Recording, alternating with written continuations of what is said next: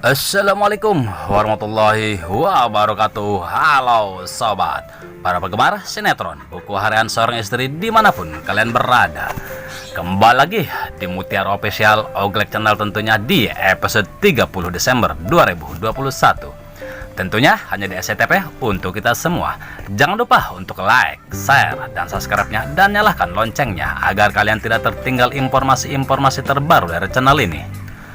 Dan Bang Oglek pun menyarankan agar menonton video ini sampai selesai ya sobat-sobat, agar tidak terjadi kesalahpahaman di antara kita. Di episode malam ini, nampaknya kita akan disajikan dengan adegan-adegan yang romantis dan menegangkan tentunya, di mana terlihat Pak Fajar yang mengejar-ngejar Lia yang dibawa Tony, yang akhirnya Pak Fajar pun kehilangan jejak setelah salah satu mobil yang melintas. Lalu Pak Fajar pun putus asa untuk menemukan Lia, dan tiba-tiba saja Tante Merlin pun teringat Lia yang mengajarkan sebuah aplikasi pelacak di handphonenya. Lalu Pak Fajar pun langsung mencari dari handphonenya Tante Merlin keberadaan Lia, yang akhirnya Lia pun ditemukan. Tentunya Pak Fajar dan Tante Merlin pun langsung menghampiri Lia, dan Fajar pun langsung menghajar Tony sampai babak belur. Lalu Pak Fajar pun dan Tante Merlin pun membawa Lia, namun sungguh mengejutkan, di mana Tony pun langsung menghajarkan ke Fajar dengan sebuah belati, yang akhirnya Pak Fajar pun terkapar. Tentunya Lia dan Tante Merlin pun sangat panik dan langsung membawa Fajar ke rumah sakit. Di sisi lain, sementara Nana dan Dewa yang berada di kamarnya, dan terlihat Nana yang tertidur lelap.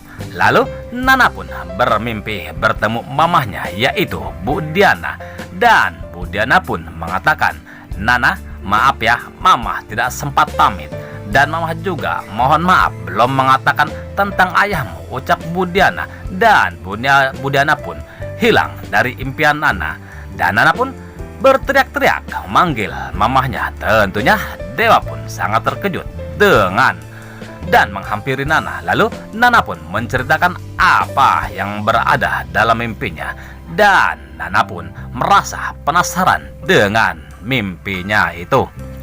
Di sisi lain, di rumah sakit di mana Fajar yang mendapatkan perawatan yang insentif. Lalu dokter pun mengatakan Pak Fajar kekurangan darah, harus cepat mencari darah golongan B, ucap dokter tersebut. Lalu Tante Merlin pun mengatakan, "Saya darahnya B dok, jadi ambil saja darah saya," seucap Tante Merlin. Sementara Lia pun sangat yakin antara Fajar dan Tante Merlin anak dan ibu kandung karena ada persamaan golongan darah, ucap batinnya Lia. Lalu Tante Merlin pun mengatakan akan menunggu Fajar sampai siuman, yang akhirnya terlihat Lia yang menunggu Pak Fajar pun ketiduran dan bersandar ke Fajar. Tak lama kemudian Fajar pun siuman dan mengelus Lia penuh kasih sayang, dan Lia pun terbangun karena belayan Pak Fajar, yang akhirnya terlihat benih-benih cinta pun kembali bersemi. Di sisi lain, di mana Pasha yang sudah siuman dan Pasha pun memanggil-manggil Lula, di mana Lula pun yang ketiduran di sofa sangat terkejut mendengar suara Pasha. Lalu Lula pun menghampiri Pasha dengan begitu bahagia. Lula pun menceritakan tentang pendonor mata yang Pasha tahu. Pasha pun sangat terkejut siapa yang membawanya ke rumah sakit tersebut, dan siapa yang sudah rela mengorbankan matanya untuk Pasha. Tak lama kemudian dokter pun datang dan menanyakan keadaan Pasha, yang akhirnya dokter pun mengatakan operasinya sangat berhasil ya Pak Pasha, mungkin sebentar lagi atau 1-2 hari lagi perbannya sudah bisa dibuka, ucap dokter, dan langsung meninggalkannya. Tentunya Lula dan Pasha pun sangat senang mendengar ucapan dokter tersebut, dan Pasha pun meminta dan memanggil-manggil dokter. Namun Lula pun mengatakan dokternya sudah pergi mas. Lalu Pasha pun mengatakan, "Saya mau tahu dan saya mau menanyakan siapa yang sudah memberikan matanya untuk aku Lula," ucap Pasha. Lalu Pasha pun meminta Lula untuk mencari dokter dan menanyakannya Lula pun langsung mencari dokter dan menanyakan ke salah satu suster. Suster pun mengatakan dokter sedang praktek ke pasien yang lain, Bu, ucap suster tersebut. Sementara di mana Pak Pajar dan Lia yang sudah sembuh akan luka tusuknya, terlihat Lia dan Tante Merlin yang mendorong Pak Pajar.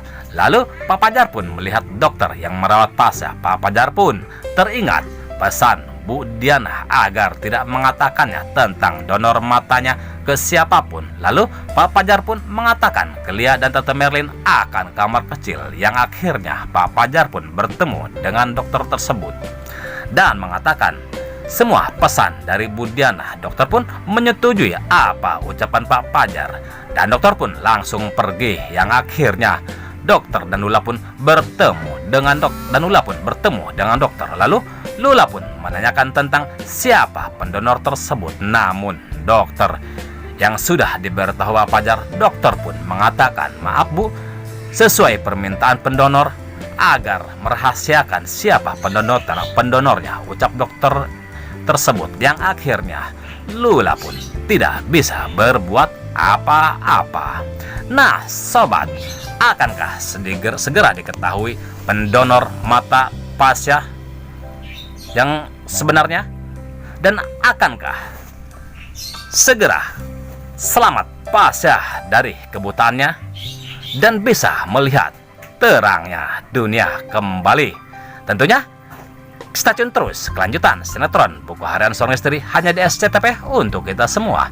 Dan Bang Ogelek pun mohon maaf jikalau alur cerita tidak tepat dengan alur cerita yang sebenarnya. Mungkin hanya pemain dan sutradara yang mengetahui alur cerita yang sebenarnya. Dan terima kasih kepada bunda-bunda yang sudah mampir di channel ini. Semoga kita selalu diberikan kesehatan. Amin, amin ya rabbal alamin. Dan Bang Ogelek pun mohon undur diri dan terima kasih. Wassalamualaikum warahmatullahi wabarakatuh.